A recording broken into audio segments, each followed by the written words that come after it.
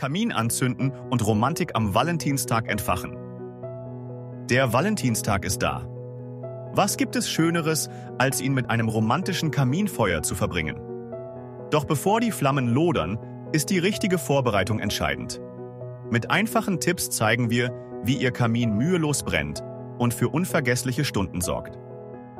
Bevor Sie den Ofen anzünden, müssen Sie sicherstellen, dass ein ausreichender Zug vorhanden ist. Dieser sorgt dafür, dass Verbrennungsluft angesaugt und Abgase über den Schornstein abgeführt werden. Sie können den Zug testen, indem Sie ein entflammtes Streichholz oder einen Zündspan zur Luftzufuhr halten. Sie sollte nach oben gezogen werden. Falls die Flamme nach unten zeigt oder schwach glimmt, ist der Zug unzureichend. In diesem Fall hilft ein Lockfeuer aus schnell entzündlichen Holzspänen, um die Kaltluft aus dem Schornstein zu vertreiben und den Kamineffekt wiederherzustellen. Hilfsmittel wie etwa lange Streichhölzer, ein Fidibus oder Holzwolleanzünder eignen sich gut.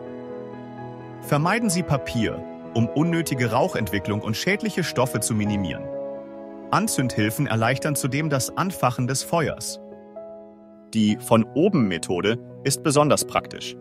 Legen Sie Anzündhilfen und feines Holz über die großen Scheite. Dies sorgt für weniger Rauch und einen gleichmäßigen Brennvorgang. Für schnellen Flammenstart bietet sich die Von-unten-Methode an, sie benötigt jedoch gute Luftzufuhr. Öffnen Sie alle Luftzufuhrschieber zu Beginn, damit genug Sauerstoff in die Brennkammer gelangt. Dies hält die Flammen lebendig und minimiert Rauch.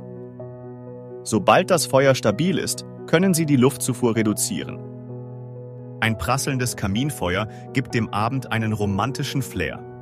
Zünden Sie Ihren Kamin gemeinsam an und genießen Sie die Wärme und das Funkeln der Flammen. Sorgen Sie für romantische Stimmung für Sie und Ihre Liebsten. Das gesamte Team Ofenseite wünscht Ihnen alles Liebe zum Valentinstag.